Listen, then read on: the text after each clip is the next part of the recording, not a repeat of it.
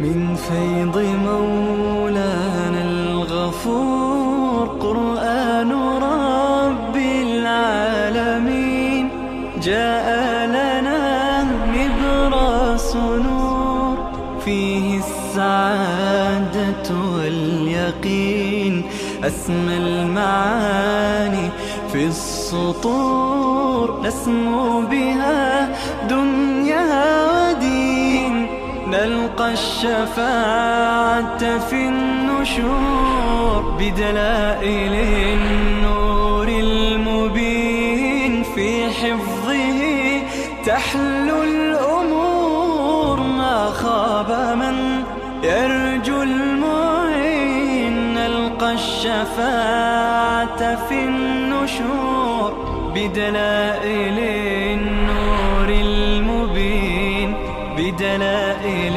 النور المبين.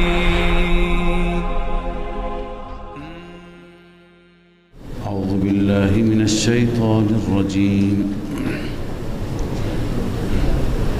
بسم الله الرحمن الرحيم.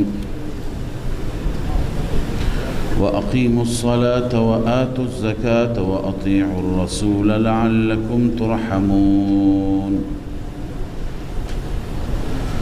لا تحسبن الذين كفروا معجزين في الأرض ومأواهم النار ولبئس المصير. صدق الله العظيم.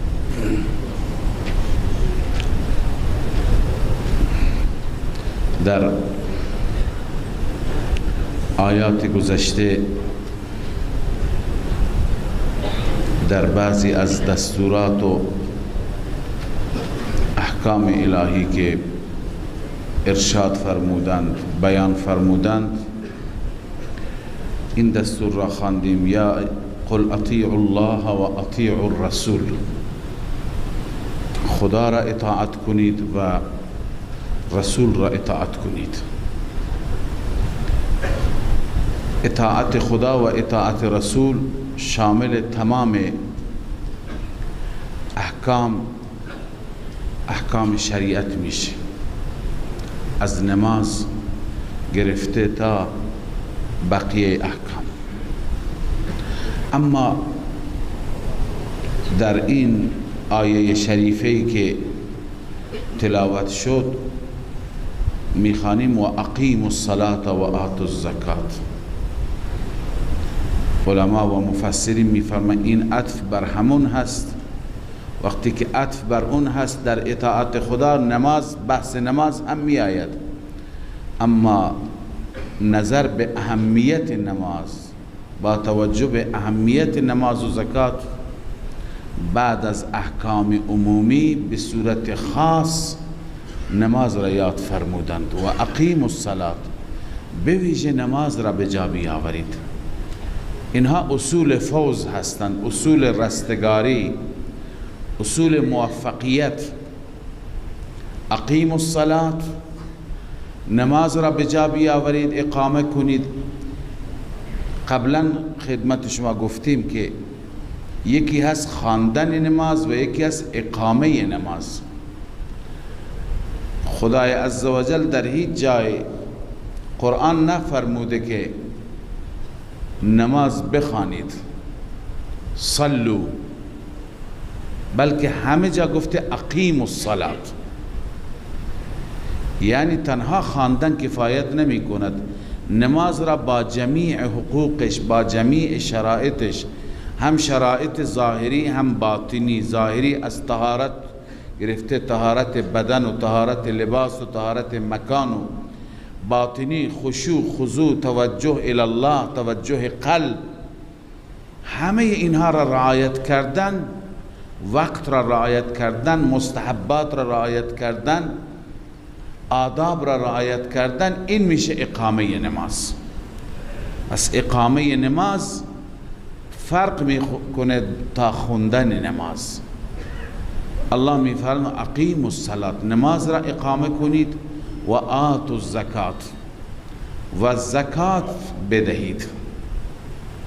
زکات مالتون را پرداخت کنید که اولی عبادت بدنی هست، دومی عبادت مالی هست. هر دو نوع عبادت لازم هستند و این دو به قول بعضی از علما که شمردند 62 جا نماز و زکات با هم ذکر شدند. خب یک جا کافی بود، یک دستور خدا دستور است، اما 62 جا بیان کردن، 62 جا تکرار کردن اهمیت مطلب را میرساند که این دو عبادت بسیار مهم هستند، بسیار توجه ویژه میخوان از طرف بندگان خدای عزوجل که متاسفانه بعضی ها در هر دو کوتاهی دارن، بعضی ها نماز به جا می آورند در زکات کوتاهی دارن. و اطیعوا الرسول، سومین اصل اینه که رسول را اطاعت کنید. یا اینجور هم میشه که تطبیق داد که نماز که میخوانی، زکات که میدهی، به روشی که رسول الله صلی الله علیه و سلم به ما نشان داده. در پرداخت زکات و اقامه نماز روش رسول الله، سنت رسول الله صلی الله علیه و سلم باید مد نظر باشد. لعلکم ترحمون، این نتیجه اصول سگانه است. قطعا شما مورد رحم الهی قرار میگیرید، خدای عزوجل بر شما ترحم میکند.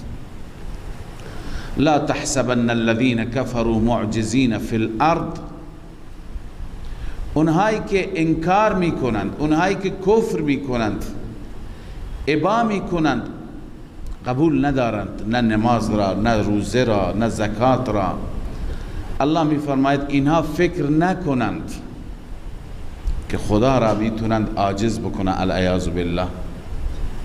لا تحسبن الذين كفروا، هرگز گمان نکن تو ای مخاطب یا تو ای رسول الله صلی الله علیه وسلم، الذين كفروا، کسانی که کفر کردند، معجزین فی الارض، نه در زمین عاجز کننده هستند.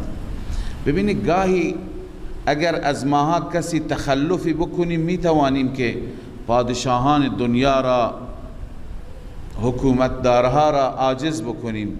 مثلا یک مجرم مخفی میشه، یه جایی مخفی میشه، یه پناهگاهی برای خودش پیدا میکنه، بیرون نمیاد تا آخر نمیتونن دستگیرش بکنند. یا اینکه از دایره حکومت اون حاکم، از کشوری که اون حاکم حکومت میکند میگریزد، فرار میکند، در یک کشور دیگه میره پناهنده میشه. خب تا آخر دست حاکم بهش نمیرسد.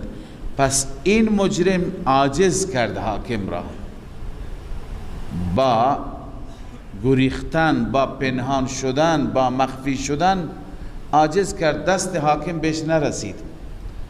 پیش خدای عزوجل چنین چیزی نیست. کسی نمیتواند که چنان مخفی بشه که الله عزوجل را العیاذ بالله عاجز بکنه، یا بگریزد به ملک دیگه بره، به سلطنت دیگه بره، جایی نیست. لذا الله می فرماید لا تحسبن الذين كفروا معجزين في الارض، شما هرگز گمان نکن کسانی را که کفر کردند عاجز کننده هستند در زمین، نه خیر. و مأواهم النار، این نتیجه اخرویشون هست، جایگاهشون آتش جهنم است. ولبئس المصیر، جای رجوع بسیار بدی هست. الله پناه بده. خب این متعلق به بخش گذشته بود، آیات گذشته بود که یکی دو آیه مونده بود. یا ایها الذین آمنوا لیستأذنکم الذین ملکت ایمانکم، این بخش دوم سوره هست.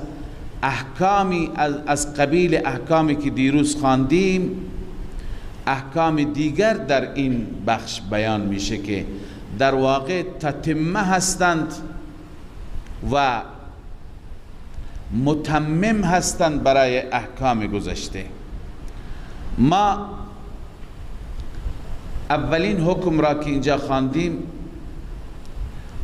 خواندیم خطاب به مؤمنان بود که شما وارد خانه های نشید مگر اجازه بگیرید. لا تدخلوا بیوتا غیر بیوتکم حتی تستأنسوا و تسلموا علی اهلها.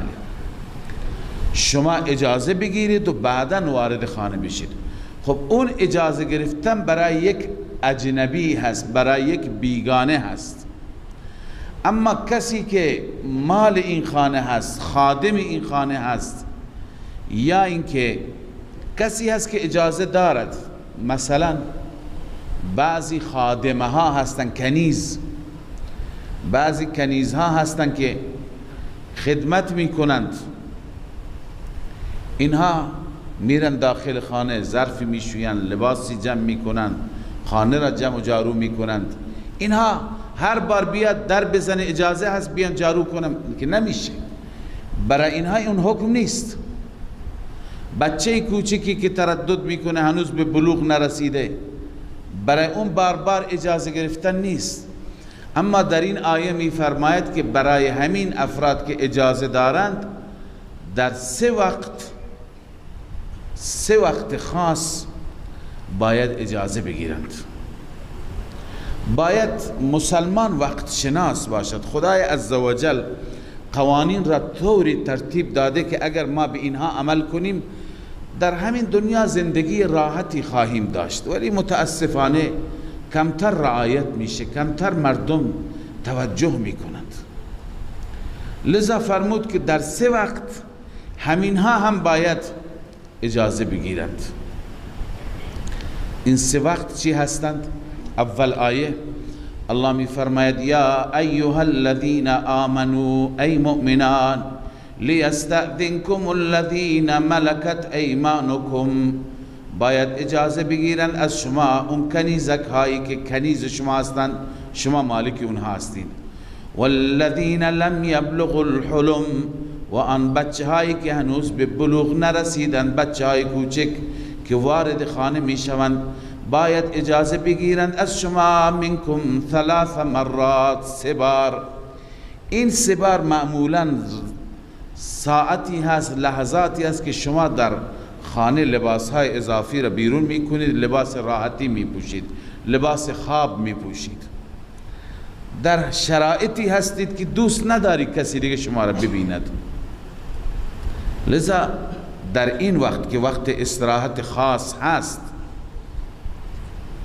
در این 3 وقت یا امکان در انسان با همسرش باشد، در این وقت باید اینها که میان اجازه بگیرند. یک، من قبل صلاة الفجر، قبل صلاة فجر، اون زمان که انسان تازه از خواب بیدار میشه. خب الان مردم برای کار و بار ساعت 9 و 10 میان، قدیما زود می آمدن. اون زمان که هر کسی در لباس راحتش هست، امکان داره لباس های بسیار معمولی و مختصری به تنش باشد.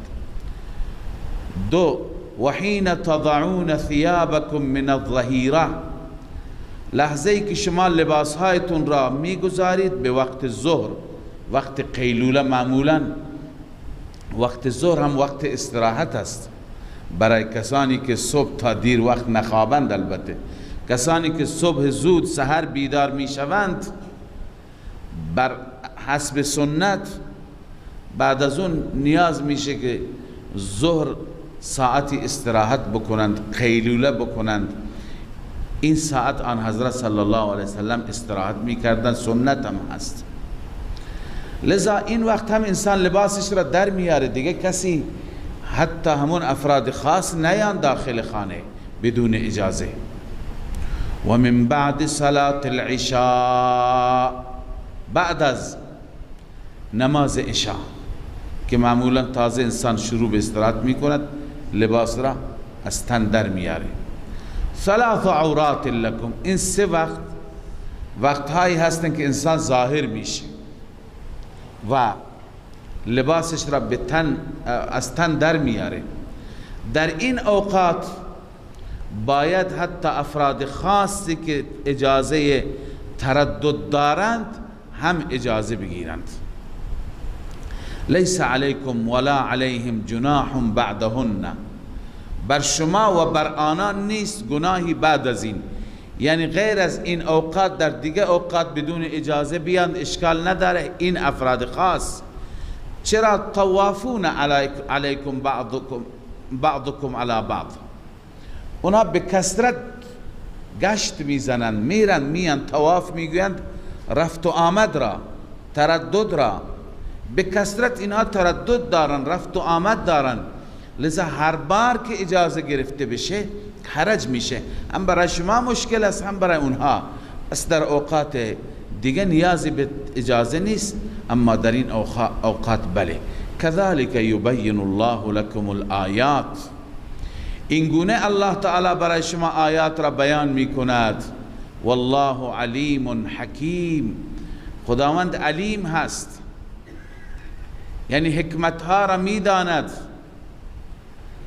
حکیم، الله عزوجل حکیم هست، در دستوراتی که به شما میدهد حکمت را، مصلحت را الله تعالی رعایت میکند، مصلحت همه شما را. لذا گاهی که ما وارد خانه نزدیکان خودمون میشیم فکر نکنیم که نزدیک ما هست، برادر ما هست، خواهر ما هست، خودمانی هست. اخیر اجازه گرفتن دستور شرعی هست. اجازه گرفتن اجنبیت و بیگانگی را ثابت نمی کند. اجازه گرفتن پایبندی به دستور خدا را ثابت می کند.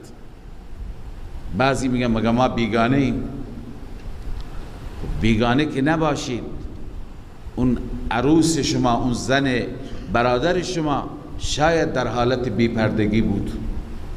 لذا انسان باید اجازه بگیرد. این دستورات هر چی که بیشتر رعایت بشه زندگی انسان سالمتر میشه، قلب مطمئنتر و آرامش بیشتری در زندگی حاکم میشه. خب بچه های کوچک گفتیم که نیازی به اجازه ندارند، اما وقتی که به بلوغ رسیدند و نزدیک بلوغ دیگه اینها اجازهشون شروع میشه. بعضی ها هستن متاسفانه که بعضی حتی خانم ها، خواهران از بچه ها که کوچک بودن با اون بچه ها در یک محیط زندگی میکردند. مثلا بچه ارز کنم برادر شوهر است، بچه ای هست که از نظر محرمیت محرمش نیست، خب با هم بودن، بعدن این بچه بزرگ میشه، این بچه به بلوغ میرسد، جوان میشه. لذا چون که در کوچکی، در طفولیت پیشش بوده و هیچ نوع پرده حجابی نبوده، همون بی تکلفی را هنوز خواهد داشت، میگه عادت کردم. یا مثلا دختر عمو و پسر عمو در سن کوچکی با هم همبازی بودند، بی تکلف بودند، مثل برادر و خواهر بودند. وقتی که سنشون بالا میره، به بلوغ میرسند، احکام فرق میکنه. اینجا باید از همدیگه جدا بشن، فاصله بگیرن، حجاب را رعایت بکنن، در پرده باشد دختر. گرچه بی تکلف بودن مثل برادر و خواهر، خب اینا نکاحشون، عقدشون با همدیگه جایزه. اگر محرم بودن عقدشون جایز نمیشد. پس وقتی که پسر یا دختر به بلوغ میرسه، به نزدیک بلوغ میشه، احکام فرق میکنه، ولو اینکه تا دیروز با هم دیگر اینها رفت و آمد داشتن. لذا باید اینجا انسان قطع بکند، دستور خدا را اجرا بکند. تمام خیر و برکت در اجرای دستورات خدای عزوجل است.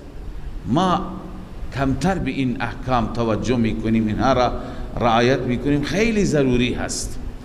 لذا الله میفرماید و اذا بلغ الاطفال منکم الحلم، زمانی که اطفال از شما به بلوغ میرسند، فلیستأذنوا، باید اجازه بگیرند، کما استأذن الذین من قبلهم، همان گونه که اجازه گرفتن کسانی که قبل از اینها بودند، یعنی کسانی دیگه که بالغند اجازه میگیرن، اینها هم مثل اونها هستند. دیگه نمیشه بگیم دیروز بچه بود عادت کردیم باش مثل بچه خودمان هست. نه، دستور خدا هست. والله علیم حکیم. باز همون صفات، این احکامی که بیان میشوند در پایان این احکام الله میفرماید والله علیم حکیم، یعنی مسلمان خدا خوب میداند، از تو بهتر میداند مصلحت تو را. حکیم هست، احکامی که برای شما وضع میکند، دستوراتی که به شما میده، تمام مصالح و حکمت ها را الله در نظر گرفته. حکمتی که الله تشخیص میده تو تشخیص نمیدی، بس بیا تسلیم دستور رب باش. والله علیم حکیم. والقواعد من النساء اللاتي لا يرجون نکاحا. حکم دوم، ما قبلا درباره اینم تتمه اون حکم است، درباره حجاب زنان خواندیم که زنان خودشون را کاملا تحت پوشش قرار بدند، حیا و عفت را باید حفظ کنند. اما اگر زن پیرزنی بود، سنش بالا هست، چنان سنش بالا هست که هیچ توقع نکاح مجدد در صورتی که شوهرش فوت کرده از این نمی رود، از بس که سنش بالا هست. خب بعضی زنها هستن میگن ما پیر شدیم، مثلا 40-45 دارند، اینها امکان ازدواجشون هست. اما بعضی زنها از 60 رد می شوند که چنان پیر می شوند که آثار پیری به ظاهر بدن هم خودش را نشان میده. ظاهر بدن مثلا چهره چروک بر می دارد، دست و پا جمع میشه، موها سفید میشه، مشخص پیری. لذا وقتی که زن چنین شرایطی داشته باشد، بعضی لباسهای اضافی را در داخل خانه یا وقتی که از خانه خارج میشه، اگر مثل بقیه زنهای جوان حجاب نکند ایرادی نداره، گرچه قرآن میگه بازم بهتره براش. البته من خدمت شما عرض کنم که این به سن و سال نیست. بعضی زنها هستند که واقعا از نظر ظاهر پیری خودشون را نشون میدند، اما بعضی زنها هستند بلا نسبت به خودشون خیلی میرسند از نظر آرایش، ولو اینکه سنشون بالاست، ولی بسیاری از تدابیر را رعایت میکنند، مثل زن جوان میمانند از نظر ظاهر. اینا حکم جوانها را دارند، اینها دیگه مثل پیرها نیستند. اینها باید حجاب را کامل رعایت بکنند، اینها باید که هیچ بخشی از بدنشون ظاهر نشه. لذا الله میفرماید والقواعد من النساء اللاتي لا يرجون نکاحا. اون زنهای که نشستند، خانه نشینند، از زنهایی که امید نکاح ندارند، این اللاتي لا يرجون نکاحا تفسیر قواعد است. اینا که نشستن به چه معنا؟ یعنی هیچ فکر دیگه ازدواج نیست، برای همیشه بدون شوهر، از شوهر وقتی که فوت کرده یا طلاقش داده، چون پیر است. فلیس علیهن جناح ان یضعن ثیابهن. خداوند عزوجل دو چیز برای این بیان میکند، یکی رخصت، یکی عزیمت. یکی رخصت، یکی عزیمت. رخصت یعنی اگر میخواست راحت تر باشه مرخصه، این کار را بکنه، اجازه برایش است. اما اگر به خود دستور، اصل دستور عمل کند بهتره. لذا اول رخصت. فلیس علیهن جناح، بر آنان گناهی نیست، ان یضعن ثیابهن، اینکه بگذارن لباسهای خودشان را، لباسهای اضافی را، مثلا چادر بزرگ را بذاره روسری داشته باشه، اما شرطش این غیر متبرجات بزینه، نه اینکه زینت خودش را به معرض نمایش بگذارد. این همون زنهایی بود که عرض کردم با وجودی که پیرن جوانند، جراحی میکنه یا وسایل آرایشی زیاد استفاده میکنه که سالم مونده. لذا این که خودش را نشان بده این تبرج به زینت است، زینت را به نمایش گذاشتن است. این نه، اونی که عرض کردم چنان بدنش جمع شده، ضعیف و نحیف و لاغر شده، چروک برداشته که پیری خودش صدا میزنه، خب اون اشکالی ندارد. اما و ان یستعففن خیر لهن، این دوم هست، عزیمت. اون رخصت بود، این عزیمت. اما اگر همین زنها باز هم پرهیز کنند و دوری بکنند از بیپردگی، بهتر است برایشان. همین ها هم رعایت بکنند. والله سمیع علیم، الله عزوجل شنواست، علیم داناست. الله تعالی هم اقوال شما را میشنود، هم حالات شما را میداند و خدای تعالی برای شما حکم صادر میکند. خب این درباره زنان بود، حجاب زنان که ما در گذشته خواندیم زنان حجاب بکنن، این تتمه اش بود. لیس علی الاعمى حرج ولا علی الاعرج حرج. ما بازم تتمه حکم گذشته که بدون اجازه خانه کسی نرویم. خب خانه رفتن، ورود به خانه ممنوع شد، اما بعضی اوقات ممنوع نیست مطلقا، باید اجازه گرفته بشه. بعضی اوقات انسان میره از خانه برادرش، خانه پدرش، خانه دوستش، دوست صمیمی که با هم بی تکلف هستند، خوراکی، غذای، چیزی استفاده می کند. آیا این هم بدون اجازه درست نیست؟ بسیاری چیزها هستند که نیاز به اجازه ندارند. جاهایی که شما می دانید اذن اونجا موجوده. مثلا هر برادری اگر برادرش بیاد خانهش غذا بخوره خوشحال میشه، نباشه بدون اجازه بیاد سر سفره بشینه خوشحالتر میشه که برادر من هست. یا بعضی دوستا با هم چنان صمیمیت دارند سوای اون مسائل حجاب، این بحث خوراک است، بحث غذا است، اون بخش که حکمش بیان شد.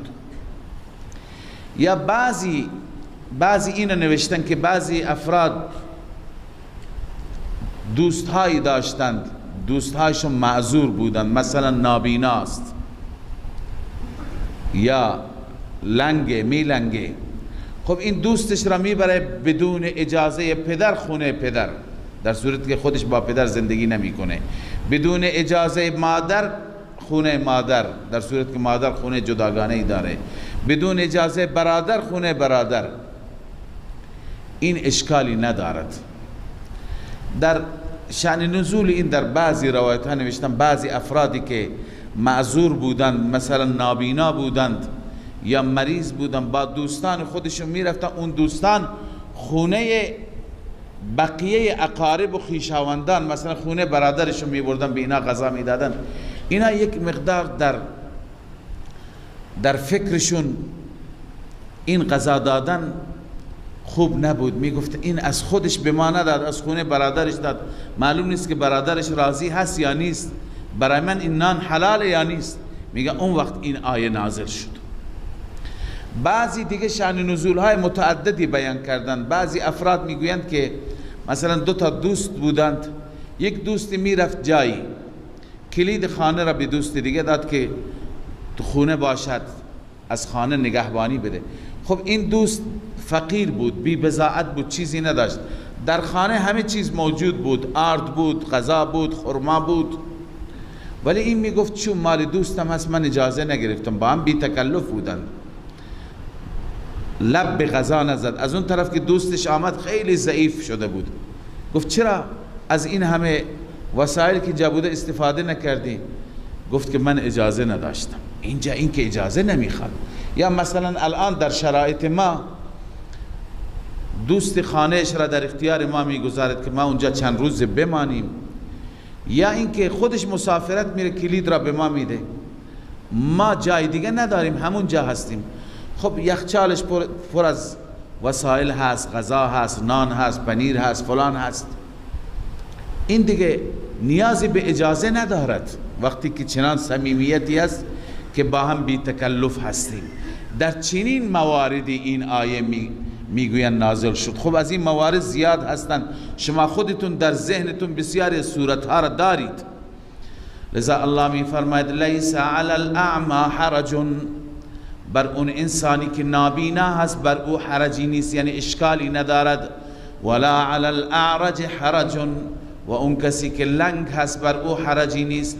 ولا علی المریض حرج، و اون کسی که مریض هست بر او حرجی نیست.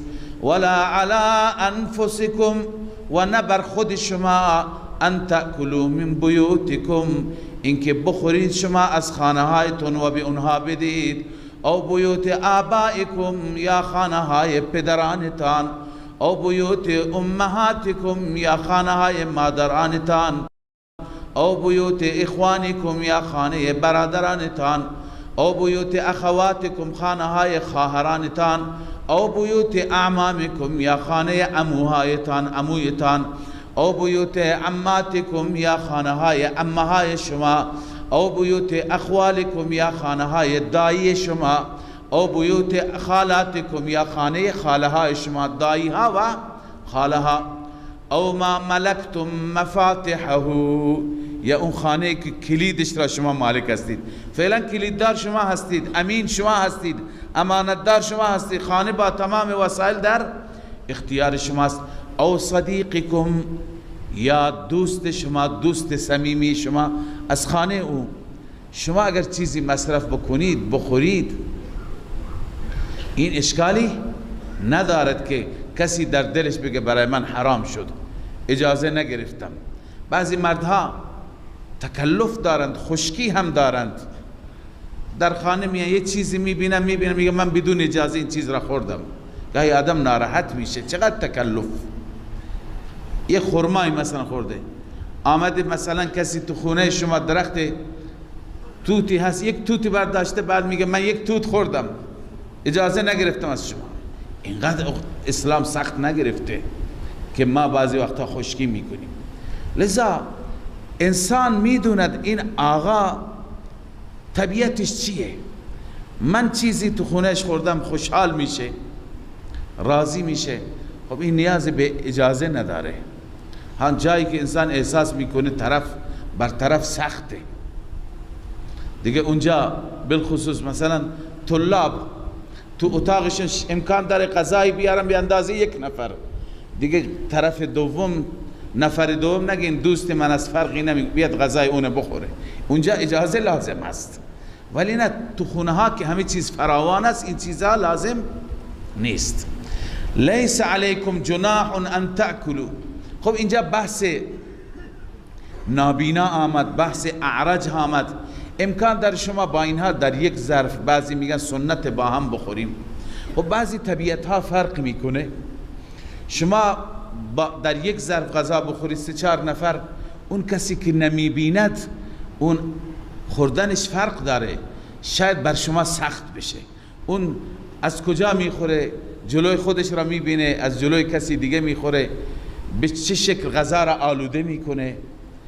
یا کسی که مثلا اعرج هست، لنگ هست، طوری مینشینه که باید پایش را دراز بکنه، انسان با او نشستن در کنار او حرج میشه. همچنین مریض. لذا در این شرایط اگر ما بگیم که نه یک جا باید بخوریم، سنت هست، الله اینجا برای ما اجازه داده. یا افراد طبیعتایشون فرق دارد، یکی دوست داره با کسی دیگه بخوره، 3 نفر 4 نفر 2 نفر با هم در یک ظرف غذا بخورند، بعضی میخواند که جدا بخورند. لذا الله می فرماید لیس علیکم جناح ان تأکلوا جمیعا او اشتاتا. گناهی بر شما نیست که شما همه بخورید، همگی با هم بخورید. او اشتاتا یا متفرق، جدا جدا. امام ابن کثیر می فرماید فهذه رخصت من الله تعالی، این رخصتی هست، این اجازه‌ای هست از طرف خدای عزوجل فی ان یأکل الرجل وحده، که یک انسان تنها میخواد غذا بخوره، و مع الجماعه، یا با جماعت جمع میخواد بخوره. و ان کان الاکل مع الجماعت ابرک و افضل، گرچه خوردن با جماعت، با هم خوردن در یک ظرف بزرگ غذا گذاشتن، هر یکی از یک گوشه خوردن باعث برکت بیشتر و باعث فضل بیشتری هست، سنت همینه. ولی کسانی که در حرج واقع می شوند، کسانی که چنان عادت کردن نمیتوانند، برای اونها الله رخصت داده. او اشتاتا معنیش همینه. خب فاذا دخلتم، حکم چهارم، شما از خانه همدیگه میتونید غذا بخورید، مصرف بکنید، اما آداب را هم رعایت بکنید، سلام گفتن و خوش آمد گفتن به همدیگر. فاذا دخلتم بیوتا، هرگاه شما داخل خانه ها شدید، فسلموا علی انفسکم تحیة من عند الله مبارکة طیبة، سلام بگویید علی انفسکم، به خودتان. به خودتان، من به خودم سلام بگم معنیش اینه که من وقتی که به برادرم، به دوستم سلام میگم، به خودم گفتم، چون اونم به من میگه و علیکم السلام. تحیة من عند الله مبارکة طیبة، این تحیه هست و تحفه خدایی هست از جانب الله که مبارک هست، تو این برکات هست. سبحان الله. السلام علیکم برکات داره. السلام علیکم جمله دعایه هست، ما به این بعدش فکر نمی کنیم. هم دعا هست هم محبت میاره.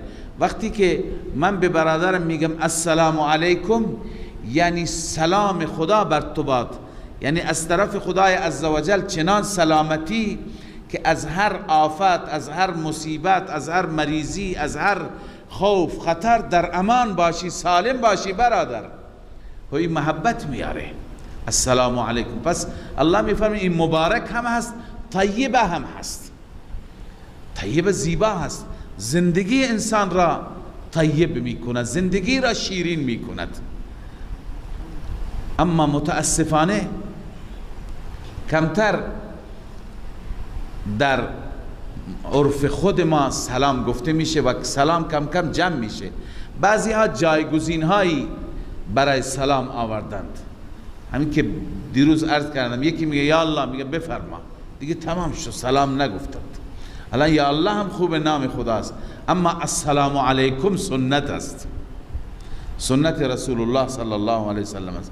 حتی برگشتن و رفتن خداحافظی هم السلام علیکم، این جمله دعایه هست. جمله دعایه هست و یک فایده جمله دعایه هست. دوم این که عمل به سنت شده، ثواب میرسد. دو. سوم این که رسول الله صلی الله علیه وسلم فرمود اونی که اول سلام میگوید اون از کبر، از تکبر بری هست، در واقع نوعی تواضع هست. سه. چهارمی که محبت میارد، خیلی فواید داره. پس باید اصل اون چیزی که اسلام گفته باید جایگزین کنیم. کذالک یبین الله، این ترغیب است. الله این گونه برای شما آیات را بیان میکند. قربان الله بریم که جزئیات را هم به ما نشان میده، ما را قدم به قدم راهنمایی میکند چطور زندگی کنید. لعلکم تعقلون، شاید شما بفهمید، عقل بکنید، از عقلتون کار بگیرید و زندگی خوبی داشته باشید. انما المؤمنون الذين آمنوا بالله ورسوله، در پایان این سوره الله عزوجل بین مؤمنین و بین غیر مؤمنین یک مقایسه می کند. غیر مؤمنین یعنی منافقین. مؤمنین الله می فرماید که همیشه ادب را، احترام را رعایت می کنند. موضوع استیزان، اجازه گرفتن، برخاستن از جلسه رسول الله صلی الله علیه وسلم یا پیغمبر را صدا کردن با چه ادبی چه احترامی. لذا اینها آدابی هستند که الله برای مؤمنین میفرماید و تشویق میکند همه ما این آداب را رعایت کنیم. انما المؤمنون الذين آمنوا بالله ورسوله، جز این نیست که مؤمنان آنانی که ایمان به خدا و رسول خدا دارند، و اذا كانوا معه على امر جامع، هرگاه با او باشند بر یک امر اجتماعی، لم يذهبوا حتى يستأذنوا، نمی روند حتی که اجازه بگیرند. ببینید یه امر اجتماعی، مثلا یه مشوره ای هست باید همه باشند، رسول الله میگه جمع بشید به خاطر جهاد، مثلا درباره یک موضوعی میخوان مشوره بکنن، اینجا که آمدن جمع شدند هر کس بلند میشه باید اجازه بگیرد. گاهی امیری، کسی که در رأس هست، شما را جمع میکند که مشوره ای هست، یک صنفی شما هستید، رئیس صنف شما را جمع میکند، مشوره ای دارن درباره کار شما، درباره محله، درباره عرض کنم که زباله های به طور مثال محله، درباره نظافت محله، در رابطه با موضوعات رفاهی اجتماعی، نام دین هستند. جمع میشیم، یک کسی که در رأس هست، کسی که نماینده ما هست، کسی که رئیس ما هست. خب وقتی که جمع شدیم یا یک مسئله دینی هست، همه جمع شدیم با هم مشوره میکنیم. کسی اگر نیازی دارد میخواد بلند بشه، خب شما را اینجا خواستن از شما نظر بگن، شما اگر برای شما عذر پیش میاد حتما اجازه بگیر. این جزء آداب است. الله مؤمنین را تعریف میکند که و اذا كانوا معه على امر جامع، هرگاه با اون پیامبر باشند بر امر جامعی، لم يذهبوا حتى يستأذنوا، آنها نمی روند حتی که اجازه بگیرند از پیغمبر. ان الذين يستأذنونك، همانا کسانی که از شما اجازه میگیرند ای رسول الله، اولئک الذين يؤمنون بالله ورسوله، این افراد کسانی هستند که ایمان به خدا و رسول دارند. اینها واقعا ایمان دارند، احترام را دارند و رعایت میکنند. لذا شما ای پیغمبر هم در دادن اجازه سخت نگیر، اجازه که میگیرن اجازه بده وقتی که عذر دارند. فاذا استأذنوك لبعض شأنهم، هرگاه از شما اجازه میگیرن برای بعضی از کارهایشان، فأذن لمن شئت منهم، اجازه بده برای هر کسی که تو میخواهی. تشخیص دادی که این عذر دارد بنده خدا، اجازه بده. واستغفر لهم الله، و برای اونها دعای خیر هم بکن، استغفار به طلب برای آنها از الله، معافی بخواه. ان الله غفور رحیم، بدون شک الله عزوجل غفور هست، بخشاینده و مهربان است. اما یکی دیگر از آداب اینه که هر وقتی که رسول صلی الله علیه وسلم را صدا می کنید یا رسول شما را صدا می کند، دو تفسیر داره. دعای رسول یکی این است که رسول شما را صدا می کند، دعا الرسول ایاکم. لذا صدا زدن پیغمبر را مثل صدا زدن بقیه مردم ندانید. مثلا دوست شما که با شما بی تکلفه به شما میگه بیا اینجا، شما میگید باشه میام، ولی کارت را انجام میدی 5 دقیقه 10 دقیقه طول میکشه، بعد از اون فارغ که شدی میای میگه چی کاری داشتی. اما وقتی که رسول شما را صدا میکند فوراً بیایید دیگه، درنگ نکنید، تأخیر نکنید، لفتش ندید. یک معنیش اینه. امروز هم مثلا یکی دوست ما هست ما را صدا میکنه و یکی پدر هست، قبلگاه هست، کسانی که این نعمت را دارند. وقتی که پدر میگه بیا دیگه به قول محلی دست در خون هست، هم انسان باید فوراً به چشم خودش را برساند. صدا زدن کسی که برای ما خیلی احترام داره با یک انسان معمولی باید فرق داشته باشه. اینجا درباره رسول الله صلی الله علیه وسلم است. یک تفسیر اینه یک تفسیر دیگه اینه که شما که پیغمبر را صدا میزنید مثل این که همدیگر را صدا میزنید نباشه، احمد، محمود، فلان. نه، رسول الله را حتی بعضی ها می آمدن گفتن یا محمد. الله عزوجل تذکر داد نه، بلکه رسول الله را با احترام صدا بزنید، حتی اجازه نداریم اسمش را بگیم، یا رسول الله، یا حبیب الله، یا نبی الله، یا خلیل الله. امروز هم شما که اونجا انشاءالله توفیق تشرف داشته باشید برای عرض سلام بروید، اونجا هم شما می روید شما عرض سلام میکنید با نام. اونجا شما اجازه نداری بگی السلام علیک یا محمد. این حکم امروز هم هست، السلام علیک یا ابوالقاسم. نه، این اجازه ندارید. اونجا که میریم هم میگیم السلام علیک یا رسول الله، السلام علیک یا حبیب الله، السلام علیک یا رحمتا للعالمین.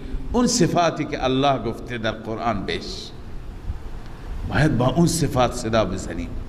لذا الله می فرماید لا تجعلوا دعاء الرسول بینکم كدعاء بعضكم بعضا. شما قرار ندهید صدا زدن رسول الله را بین شما. عرض کردم یا تفسیرش اینه رسول الله شما را صدا میزند، یا اینکه وقتی که شما رسول الله را خطاب میکنید و صدا میزنید بین خودتان که دعای بعضکم بعضا، مثل خواندن بعضی از شما بعضیتون را. شما هم دیگر را چطور صدا میزنید یا چطور لبیک و اجابت میگویید برای خواندن هم دیگر؟ مال رسول الله فرق داشته باشه. قد يعلم الله الذين يتسللون منكم لواذا. این زجر برای منافقین است. عرض کردم مقایسه ای هست بین صفات مؤمن و صفات منافق. مؤمن کمال ادب و احترام دارد، منافق نه. منافق نیرنگ باز است. درباره مؤمن خواندیم که اذا كانوا معه على امر جامع لم يذهبوا حتى يستأذنوا. در محضر رسول الله باشند بدون اجازه خارج نمیشه، نشسته. اما منافق نه، نگاه میکنه از ستونی را پناه قرار بده در بره، یا یک آدمی بلند بشه در سایه او در پناه او آهسته در میره بدون اجازه. الله میفرماید قد یعلم الله الذین یتسللون منکم لواذا. همانا الله میداند کسانی را که تسلل میکنند. تسلل در رفتن را میگن.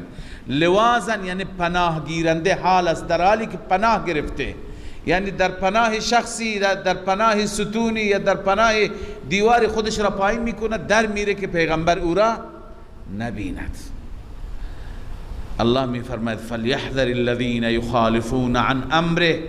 باید برحذر باشند، بترسند آنانی که مخالفت امر رسول را میکنند. از چی بترسند؟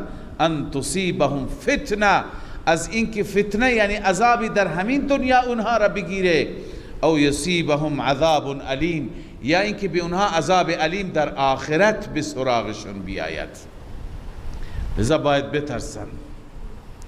در پایان بیان توحید هست و مدعای اصلی، اصل همه احکام مسائل برای اثبات توحید است. جهاد هم هست برای اعلاء کلمت الله و توحید. لذا الله می فرماید الا ان لله ما فی السماوات والارض. همانا برای الله است تمام تصرفات، تمام اختیارات آسمانی و زمینی. قد یعلم ما انتم علیه. همانا الله میداند آن حالتی که شما بر او هستید، یعنی از احوال و شرایط شما کاملا خبر دارد. و یوم یرجعون الیه فینبئهم بما عملوا. الله میفرماید روزی که برگردانده میشوند این انسان ها به سوی خدا، خدا خبر میدهد که چه عمل کردند. فینبئهم بما عملوا، اعمالشون را خبر میدهند. گاهی بنده عرض می کنم ما اگر همین یک آیه را بر صفحه دلمان بنویسیم، بر تخته قلبمان بنویسیم، برای تقوای ما کافی هست. اگر ما بدانیم که روزی که به سوی خدا برمیگردیم خدا به ما خبر میده ما چه کردیم، ما در خونه هایمون وقتی که تنها نشسته بودیم چه می کردیم، ما در بازار داد و ستد می کردیم چه می کردیم، ما در بیابان که تنها بودیم چه می کردیم، ما در هر جا، در جمع، در خلوت، در جلوت، در کوچه، در خیابان، اونجایی که نامحرم جلوی ما بود، اونجایی که صدای موسیقی بود، اونجایی که مجلس لهو و لعب بود، اونجایی که مجلس گناه بود، هر جا ما هر چی می کردیم خدا خبر میده. فینبئهم بما عملوا، خدا خبر میده که چی کردند. چرا؟ چون که والله بكل شیء علیم، الله به هر چیز علیم است، هر چیز آگاه است. فکر نکن که خدا نمیداند، خدا میداند. لذا وقتی که انسان با این استحضار باشد، با این حضور قلب باشد، قطعا این انسان از خدا میترسد، این انسان گناه و معصیت نمی کند. بله، این سوره مبارکه نور بود که به توفیق الله به پایان رسید. صدق الله مولانا العظیم.